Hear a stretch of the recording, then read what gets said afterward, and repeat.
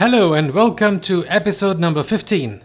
This is Ashraf Jandali and this is your Lightroom and Photoshop tips. In this episode, I'm just gonna talk about one small thing, but it is extremely exciting. This option, which is new in Photoshop CC 2014, it's called the focus selection. Now, as you remember, in Photoshop, there is a way that we can do a selection based on colors. But now Photoshop has introduced a new option where we can do our selection based on focus. Yes, based on focus. So the point of behind that is that if I made if I took a picture of someone using a 50mm lens with a very big aperture, that means the aperture is wide open. So maybe I'm using my 50mm lens with 1.8 aperture setting. What will happen is that the person will be extremely in focus and exactly behind him will be out of focus. In this kind of way, and with this option, I will be able to select the person and exactly isolate him from his background. And then I can use, this person, I can take him and I can, put him as a composite to anywhere I want after, doing this kind of very, very efficient selection. So let's see how we can do that. Let's first thing open Photoshop, and this is Photoshop, and I'll just grab an image which is somewhere here, and this is the image which I want to deal with. No problem. Now, as you can see, this thing, I don't know what you call it, that lamp or whatever, is in focus, and mainly whatever behind it is out of focus. So based on this option, I will be able to do the selection of this item or this object and isolate it from the background. So all I have to do is go to select, and then I will say focus area. Now focus area is a selection, so that's mean because I'm in the select menu, is that mean I will do a selection based on a focus area. Now once I do click on this option, automatically Photoshop will see what kind of focus is available in the image, and it will do its magic and it will give you the output. So we have to wait a little while until Photoshop does its magic, and there you go. Now if you feel that the amount in here, which is the parameters in focus range, is not enough, maybe you want to remove some other parts of this object, so all you have to do is decrease the amount. So if I decrease it, what will happen? Let's say I'll try 2.5 somewhere in this area. Now what is gonna happen, more things will disappear, and I will be having my object much more isolated from the background.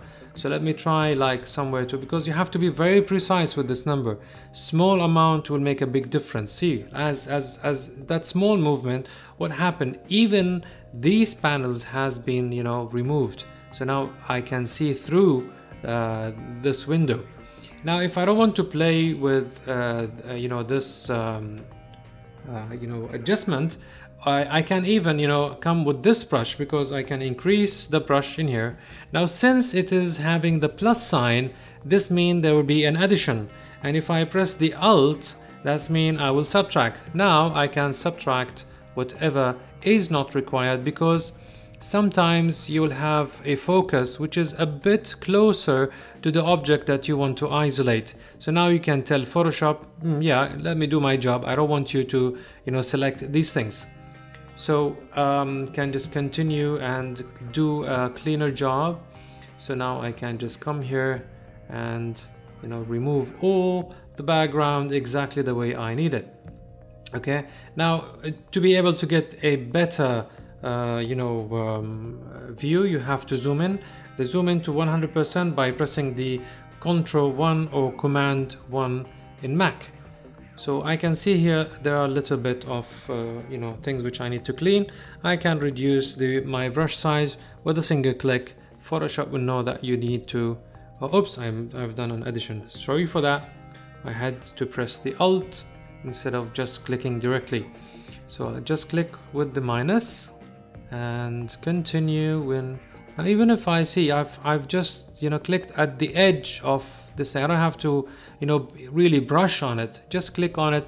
Photoshop has the intelligence to know that what you really want to do. Look at that. Now if I will just come with the minus and just click, it just knows that you want to remove this area because this area has a totally different color, and most probably it has a different focus because this is meant to be dealing with focus.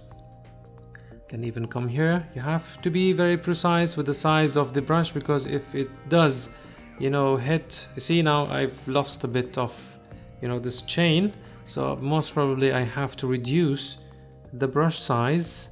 So let me make a very small brush and Alt and click, and this should do the job. Yes, that's much better. I think this is so difficult to deal with somehow because that's so narrow. Let me try. Yeah, somehow it's good. And anyway, for the sake of this tutorial, I don't have to be so precise, just at least you understood the idea. What does this option do? It is so handy, specifically if you know, people like me, they do digital blending and that kind of stuff. You know, it's so handy to do that kind of precise selection.